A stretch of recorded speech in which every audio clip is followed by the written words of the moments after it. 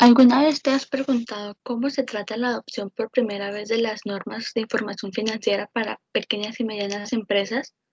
Pero todo esto respecto a los arrendamientos, bueno, mi nombre es María Fernanda Mora y voy a tratar de explicar un ejercicio de aplicación sobre una empresa que inicialmente estaba tratando su contrato de leasing como un arrendamiento operativo. Entonces, en el ejercicio de aplicación teníamos que en este contrato se están transfiriendo los riesgos y las ventajas del activo a la compañía y que hay un valor de capital pendiente de pago que es de 100.000 pesos, pero que además este contrato tiene una opción de compra cuando termine su vigencia que es por 10.000 y que se está manejando una tasa de interés del 10% anual.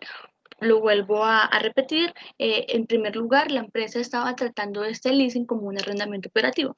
Entonces, ¿qué podemos impedir de este hecho? Pues, trayendo a colación el decreto 2706 de 2012, nos menciona en uno de sus capítulos de arrendamiento que para las microempresas no va a existir esa distinción entre arrendamiento financiero y arrendamiento operativo, sino que todos los tipos de arrendamiento los va a clasificar y les va a dar un tratamiento como si fuesen un arrendamiento operativo.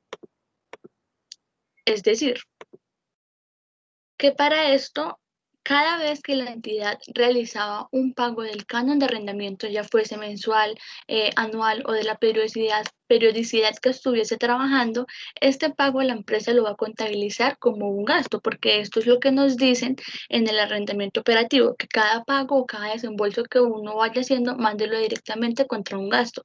Acá podemos ver un ejemplo del registro contable que es gasto por arrendamiento de 100.000, que es lo que nos queda pendiente de pagar de capital, contra pues activo, que es de donde vamos a sacar nuestros recursos para pagarlo.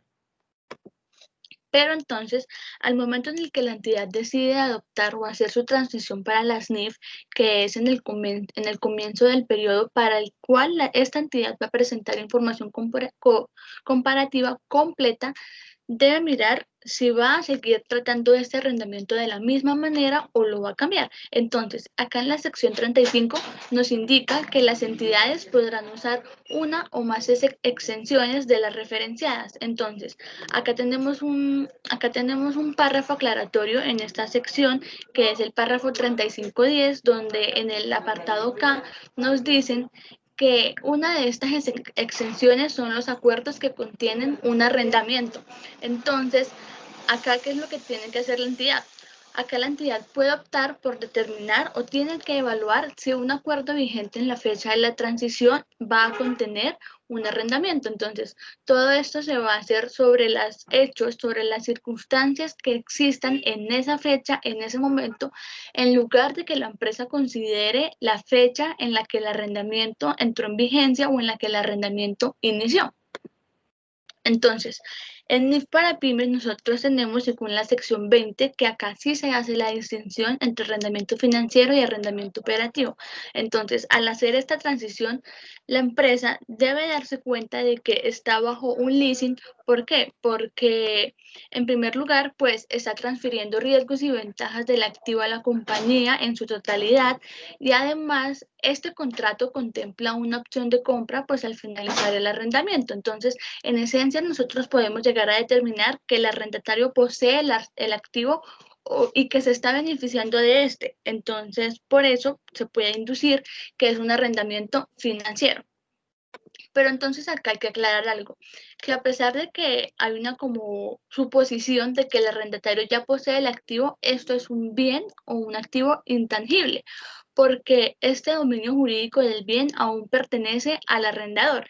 Este dominio jurídico pasará a ser del arrendatario en el momento en el que dicha persona decida hacer válida la opción de compra.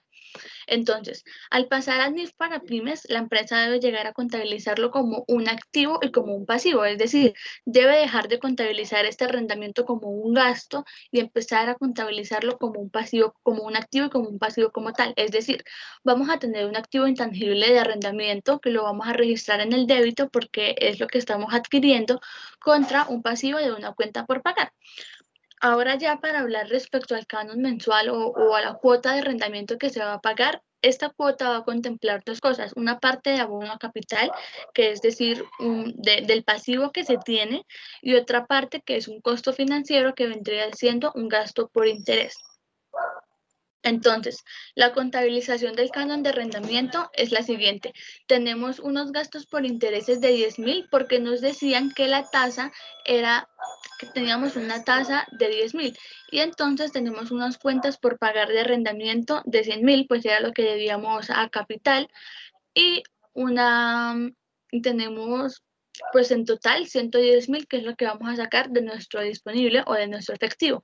Entonces acá también podemos decir, como ya lo había mencionado, que es decisión de cada entidad o de cada persona que esté involucrada en el contrato ejercer la opción de compra. Entonces, al final del contrato, la entidad evaluará si esto es beneficioso, si es ventajoso o si no lo es. Entonces, en conclusión, para hacer como una síntesis de todo lo que se habló, en primer lugar, la entidad venía tratando su arrendamiento bajo las normas de información financiera para microempresas, tratándose de un gasto, pero al pasar a NIF, la empresa debe empezar a revelar o a tratar este hecho como un activo intangible. Algo que nos decían acá en la sección 35 es que todo esto se va a hacer como un cambio en política contable, es decir, que se va a hacer de manera retrospectiva, es decir, como si siempre se hubiese tratado de esta misma manera. Muchas gracias.